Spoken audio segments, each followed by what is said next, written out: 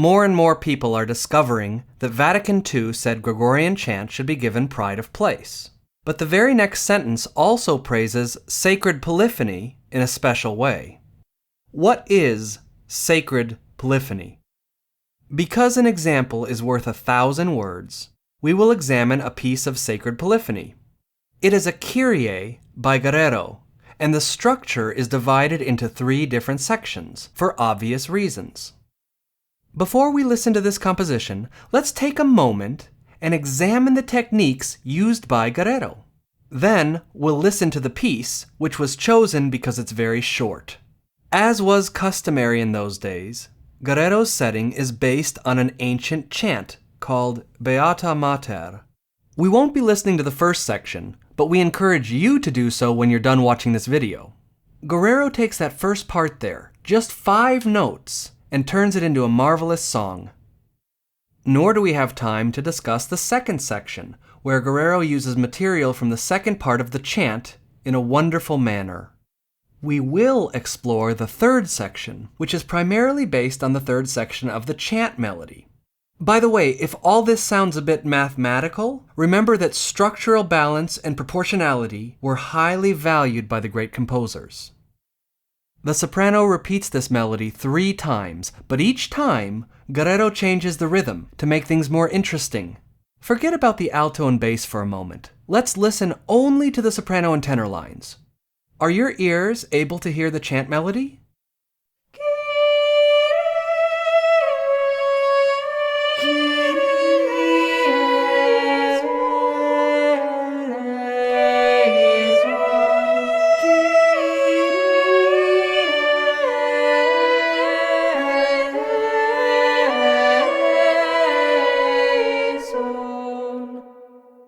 By the way, the soprano and tenor are not the only ones who sing that melody. Forget about the alto and tenor for a second. Listen only to the soprano and bass. Do you hear the chant melody?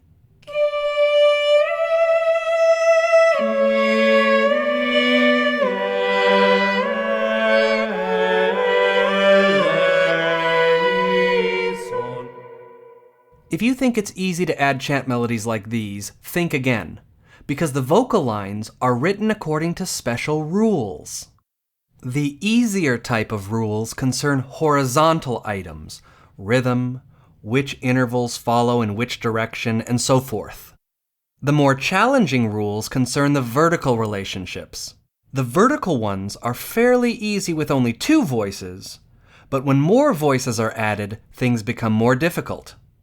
Those who have carefully examined this music realize that even though it sounds simple and natural, what the composer has done is incredibly complex. Theorists in those days didn't always describe vertical relationships the way we do now, but they were there nevertheless. Indeed, ignorance of the vertical relationships is one of the easiest ways to recognize a modern composer trying to copy the masters.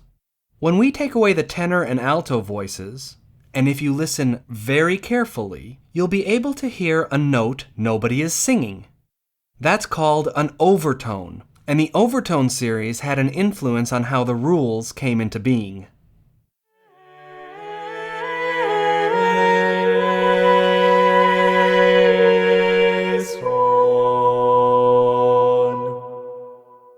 When composers follow the rules, like Guerrero and his colleagues always did, the results are truly stunning and never get old.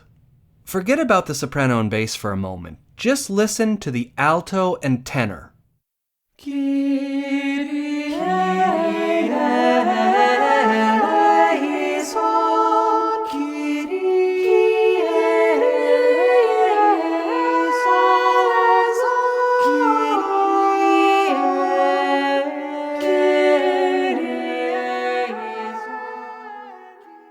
Wolfgang Amadeus Mozart once gave an excellent definition of counterpoint. He said, "When one voice moves, the other one does not. When one voice goes up, the other goes down." Even in a tiny little piece like this, Guerrero accomplishes marvels. For example, toward the very end, forget about the soprano for a moment. Listen only to the alto, tenor, and bass, who together form a type of stretto, which would later become a favorite technique of Johann Sebastian Bach.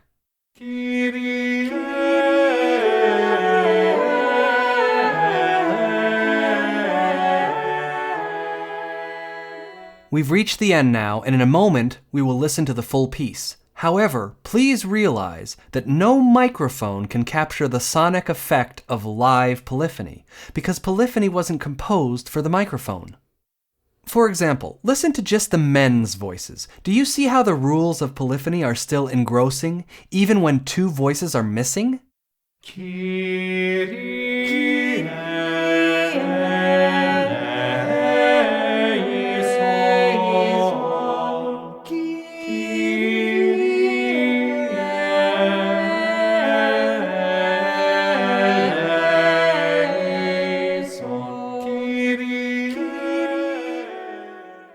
Now let's listen with all the voices.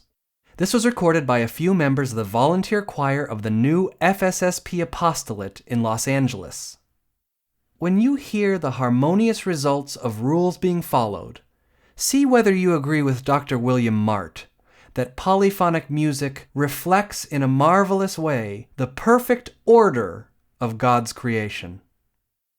More importantly, however, consider in your heart whether Vatican II was correct to recommend polyphony as particularly suitable when it comes to fostering a prayerful attitude at the Holy Mass.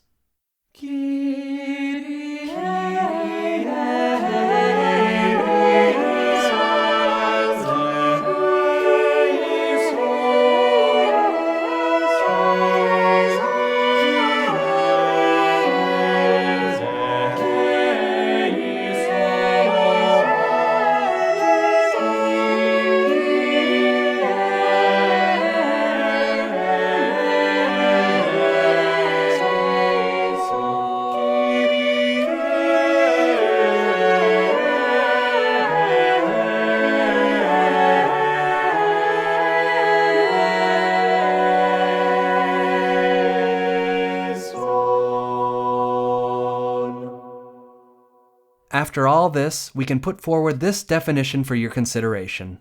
Feel free to pause the video and read it.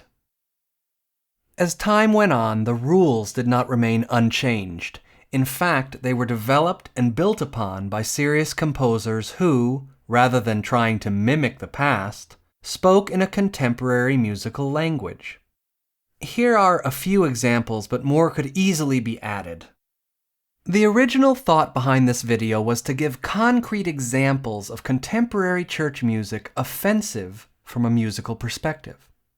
However, a high-ranking cleric who has been supportive of Watershed since the very beginning said to us that it is better to promote what is positive rather than denigrate what is negative, and he is correct.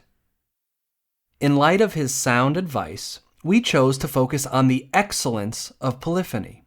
We would briefly note, however, that much contemporary church music is published by composers who seem ignorant of the glorious traditions of Roman Catholic choral music. This short video hopefully gave you a tiny glimpse into this world.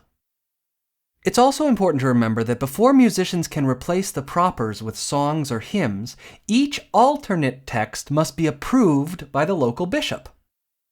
When it comes to replacing the Mass propers, the general instruction has always made reference to the local bishop and does not make reference to the bishop of some other diocese. Many people don't even realize the ordinary form has propers, which are assigned to each Mass. Approved English translations for these propers can be found in many books, including the Simple English Propers, the St. Isaac Jogues Lectionary, and the Graduale Parvum. While it is true that the Bishops' Conference has authority to approve texts replacing the propers, this has never been done in the United States. Great confusion has resulted over the last 40 years due to USCCB wording printed in countless hymnals. Because so many people erroneously thought this approval applied to the hymns and songs, the USCCB recently changed the wording to make things absolutely clear.